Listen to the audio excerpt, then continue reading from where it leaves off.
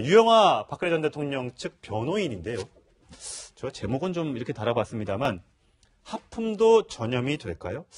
어제 저희 이제 취재 기자가 재판장에 들어갔는데 변호사가 하품을 너무 크게 해서 어제 잠깐 논란이 있었다면서요? 네, 어제 박근혜 전 대통령 재판이 열렸었는데요. 한 오후 5시쯤 이제 재판이 좀 많이 이제 피곤한. 예, 10시부터 시작됐으니까요. 예. 그런데 이제 특검 쪽에서 이제 증인에 대해서 이제 신문을 하고 있는데 유영하 변호사가 앞서서 좀 이런 발언을 했어요. 특검이 참 뛰어난 상상력으로 증인한테 이런 질문을 쏟아내고 있다. 예. 기발한 상상력으로 질문했다. 이렇게 얘기를 했는데 여기에 대해서 이제 특검 쪽에서 저희도 계속 참아왔는데 변호인께서 지나치게 특검에 대한 불편한 행동을 한다. 네. 알고 보니까 하품하면서 소리를 냈다. 이렇게 얘기를 했고요. 예. 이에 대해서 유영하 변호사는 식도염이 좀 올라와서 네. 이걸 이제 입을 가리는 게 하품처럼 보였다면 미안하다. 이 비웃는 태도가 아니었고 이게 왜곡된 것 같다. 네. 이런 식으로 하면서 약간은 좀 신경전이 법정에서 오고 간 것으로 파악이 되고 있습니다. 예. 이게 물론 재판이 길고 또 오래되고 하니까 별의별들이 있습니다만 또 사실 저희가 전염이라고 제목을 뽑았던 거는 박근혜 전 대통령이 재판이 길다 보니까 집중하지 못하는 모습, 꾸벅꾸벅 조는 모습, 또 하품하는 모습 이런 것들을 가끔씩 보여주다 보니까 이런 모습도 혹시 변호인의 전염이 되나? 네. 그래서 제목은 이렇게 달아봤습니다만 재판 해보셨잖아요. 어떻습니까? 이 극도의 긴장 상태에서 자칫 발언을 잘못하거나 변호를 잘못하면 뭐 형이 짧아질 게 길어질 수도 있고 유죄가 무죄 나올 수도 있고 뭐 이런 게 있을 텐데 정말 이럴 수 있을까라는 생각이 좀 들거든요. 재판은 어느 정도의 상당한 그 긴장 상태에서 진행된 거는 뭐 틀림없습니다. 근데 이 재판처럼 일주일에 4일을 지금 한 50번 정도, 64 지금 넘어갔죠. 네. 그러면 그 지금 넉 달, 5달을 계속 긴장을 유지한다는 건 사실 사람으로서는 쉽지 않은 일이다. 네. 어려운 일이죠. 그러다 보니까 재판뿐만 아니라 뭐 일상생활에서 우리가 하품이 많이 전염이 됩니다. 옆에 앉은 분이 하품하면 따라하는 경우가 많이 있는데 예. 근데 지금 이렇게 뭐 어떤 가십거리 비슷하게 자꾸 일반적인 재판에서 볼 수 없는 볼썽사나운 일이 자꾸 반복되는 것이 저는 근본적으로 불신에 기인한다고 봅니다. 네. 왜냐하면 지금 기소된 내용 중에 사실은 법률가들 사이에서는 이 기소 자체가 좀 무리라는 부분이 상당 부분이 있었거든요. 그러니까 이재용 삼성 부회장의 경우에 지금 K스포츠재단과 미르재단에 대한 뇌물죄는 무죄가 선고가 되지 않았습니까? 근데 그건 거의 많은 형법을 많이 다루는 법조인들 사이에서는 이걸 뇌물로 기소하는 건 너무 무리다라는 게 있었는데 지금 기소된 내용은 워낙 많고 재판도 오래 자주 하고 있습니다만 글쎄 좀 어느 정도 수긍할 수 있는 부분을 좀 간추려서 좀 임팩트 있게 재판이 진행돼야 되는데 기소는 왕창 되고 네. 지금 시간은 모자라면서 그 모자랍니다만 뭐 사실은 피고인이나 변호인이 감당하기 어려울 정도의 장시간 재판을 하다 보니까 서로 상대방에 대한 불신이 심해져서 예. 이렇게 사사건건 시비가 일어나는 것이 아닌가 싶습니다. 예. 재판부 입장에서 보면 뭐 특검이나 변호인 측이 어떻게 보면 대등한 관계지만 재판부는 판단하는 위치인데 누군가가 굉장히 무례하게 이제 하품을 크게 하면은 조금 불쾌하게 여겨질 수는 있다. 왜냐하면 재판부의 권위라는 게 있지 않습니까? 그리고 이 하품을 하게 된 직전 질문이 무슨 내용이었냐면 최순실 씨가 미얀마 K 그 프로젝트를 추진하려고 하는데 그 사업이 무산되니까 그 위에 박 전 대통령이 미얀마 방문을 취소한 부분이 있습니다. 예. 그 내용을 특검에서 유재경 증인에게 혹시 이 사업이 취소되니까 미얀마 방문을 취소하게 해서 네. 외교적으로 문제를 일으킨 거 아닙니까? 라는 질문을 하니까 이제 유영하 변호사 측 입장에서는 뭐 상상력에 기초한 질문인데 이렇게 네. 불만을 표시를 하게 되는 방식 중에 하나가 이렇게 하품으로 표시한 게 아닐까 싶은데 뭐 특검에 대한 여러 가지 불만은 제기할 수 있지만 그래도 신성한 법정에서는 이런 거예요. 저희도 법정에서 하품이 나올 수 있고 기침이 나올 수 예. 있잖아요. 그럼 콜록콜록 하는 거랑 대놓고 하는 거랑은 예. 재판부가 받아들이는 게 좀 다를 수 있다는 점이 조금 지적돼야 될 것 네. 같습니다.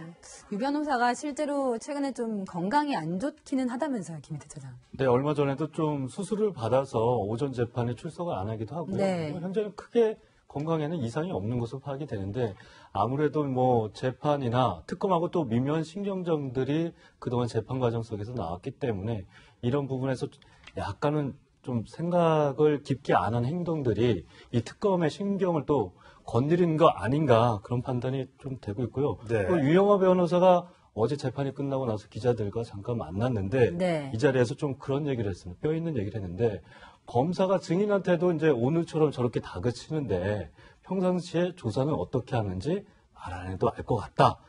아무래도 좀 특검의 이 무리한 수사에 대해서 좀 우회적으로 뼈 깊은 얘기를 한 것이 아닌가 생각이 됩니다. 네. 자, 아직 이제 재판이 아직도 한참 남았습니다. 증인도 아직까지 많이 남아 있는데 박근혜 전 대통령 측에서는 증인을 추가로 신청을 하고 있습니다. 우병우 전 민정수석도 증인으로 부른다고 하고요. 또 정유라 씨도 증인으로 채택을 하겠다고 어저께 얘기를 했습니다. 자, 우 전 수석을 증인으로 신청하겠다는 의미, 나올지 안 나올지를 별개를 떠나서 왜 나오라고 했을까요? 자, 박 전 대통령의 지지자 모습을 한번 잠깐 보고 오겠습니다.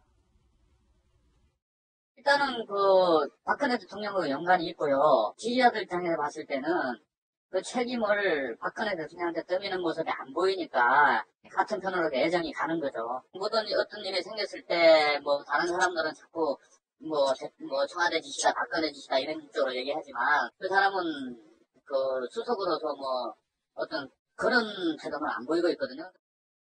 우병우 전 민정수석이나 박근혜 전 대통령을 지지하는 사람들 입장에서는 두 사람이 이제 한매를 탔다. 같이 청와대에 있었기 때문에 같은 편이다라고 판단을 하는 것 같고요. 만약에 우병우 증인으로 진짜 박근혜 전 대통령의 재판에 나온다면 아무래도 이제 박 전 대통령과 궤를 같이 하는 발언을 하지 않겠습니까? 글쎄요, 저는 그걸 그렇게 단정하기는 어렵다고 그래요? 생각을 합니다. 사실은 의리를 지킨다고 보기는 어려울 것 같고요. 네. 우병우 전 수석의 그동안의 주장을 좀 요약해 보면 자신의 죄를 부인하는 거가 주 목적이었지 어떤 박근혜 전 대통령에 대한 의리를 지키기 위해서 자기 책임이다, 자기가 알아서 한 일이다 이런 식의 발언은 없었던 것으로 제가 기억하고 있습니다. 근데 그거 왜 불렀을까요? 유리하니까 본인들에게 그래도 뭔가 도움이 되니까 증인으로 보통 부르는 거 아닙니까? 통상은 그렇죠. 근데 지금 정유라도 증인으로 그렇죠. 신청했는데 네. 글쎄 정유라가 지금 유리한 증언을 해줄 거라고 기대하고 불렀다고 보기가 어렵거든요. 그러면 왜 불렀을까? 이렇게 섞어서 여러 사람을 증인으로 부른 것이 나오는 거를 별개로 정말 시간을 끌기 위해서 그러니까 증인이 하나씩 늘게 되면 아무래도 시간이 더 길어지지 않겠습니까? 그렇게 되면 10월 구속 만료가 되고 불구속 상태에서 재판을 받기 위해 또 시간을 지연하는 것 아니냐라는 또 해석이 나오지 않습니까?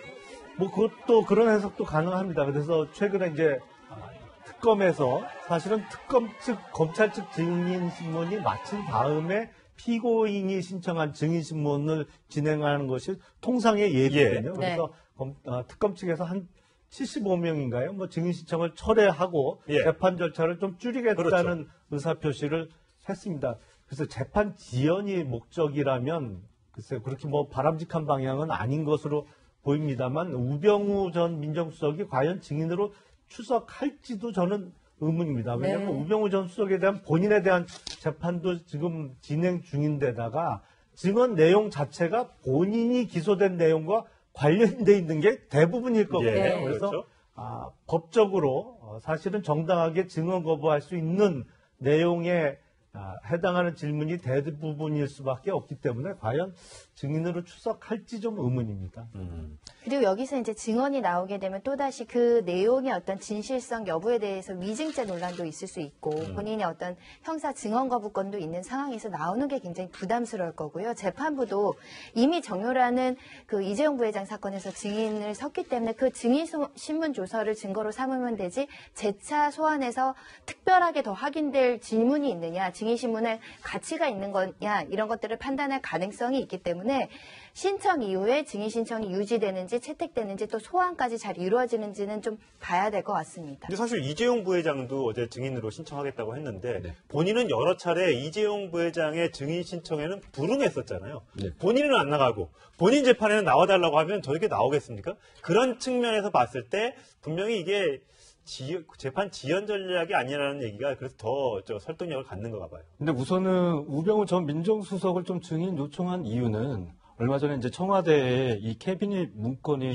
추가로 발견. 많이 발견됐는데 그 중에서 이제 삼성 경영권 승계 관련된 메모도 함께 나왔고 어제 특검에서 이거를 증거로 채택해달라 요청을 했습니다. 이 부분에 대해서 우병우 전 민정수석은 이제 언론을 향해서 말을 굉장히 많이 극도로 아꼈었거든요. 이미 뭐 다 밝혔고 자기는 관련된 바 없다. 이런 부분에서 우병우 전 수석을 증인으로 박근혜 전 대통령 측에서 증인을 요청을 하면 이게 사실과 무관하다라는 증언이 나올 가능성이 높기 때문에 우병우 전 수석을 좀 아무래도 증인 요청을 한 것으로 파악이 되고 있고요.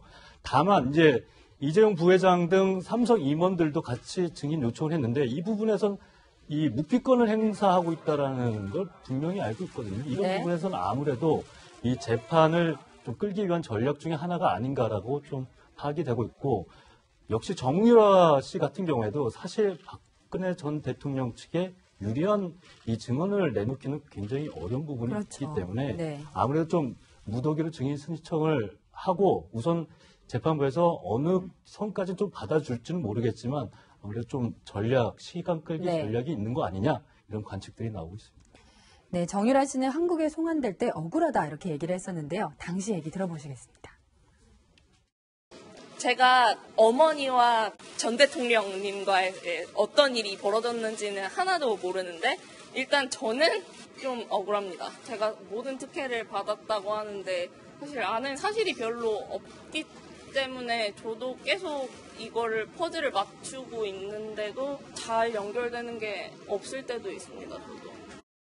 만약에 정유라 씨가 덜컥 나 증인 나가겠다 이렇게 되면 박근혜 전 대통령과 어머니 최순실 씨가 있는 재판정에 딸이 서게 되는 이제 얄궂은 이제 재판이 될 수도 있을 텐데 만약에 엄마와 딸의 말이 다르거나 또 만약에 엄마가 딸을 위해서 또 딸이 엄마를 위해서 서로 거짓말을 하거나 뭐 이렇게 될 수도 있잖아요. 아무리 피부치니까. 그러면 그것도 이제 어떻게 위증이나 뭐 이런 게 됩니까? 일단은 그런 가족 관계에서는 증언 거부를 정당하게 할 수가 있습니다. 네. 그런데 그 증언 거부권을 행사 안 하고 선서를 하고 증언을 하면서 거짓말을 한 경우에는 이제 위증죄로 처벌받는 부모 자식이라도. 네. 있죠. 그러니까 아예 그러면 거짓말을 할 것 같으면 증언석에 안 서야죠. 그거는 안 서더라도 정당한 권리로서 인정을 받거든요. 예. 가족관계의 특수성으로 인해서. 근데 그걸 행사 안 하고 증언석에서 서서 거짓말하면 위증죄 처벌을 받을 수가 있습니다. 예. 문제는 진실. 지금 뭐 위증죄로 많은 사람들이 기소가 됐죠. 됐습니다. 그래서 어쨌든 이 부분에 대해서 결론이 내려지겠습니다만 뭐 대법원 최종 확정 판결이 나오기 전까지는 서로 피고인들이 자기 말이 맞다고 하지 않을까 싶습니다. 예. 자, 국정농단 사건 증인은 계속 늘어나고 있고요. 시간은 계속 흘러가고 있습니다. 누가 말이 맞는지는 최종 1심뿐만 아니라 2심, 3심까지도 가야지만 가려질 것이지만 이 국정농단 사건을 재판을 보고 있는 국민들은 굉장히 필요함을 본인들뿐만 아니라 지켜보는 국민들도 또 방송하는 저희들도 굉장히 피곤해하고 있다는 점. 저희가 방송하면서 하품을 할 수 없지 않습니까? 재판장에 출석한 변호인들이나 박근혜 전 대통령도 좀 더 충실하게 정말 진실된 마음으로 재판에 임했으면 좋겠습니다.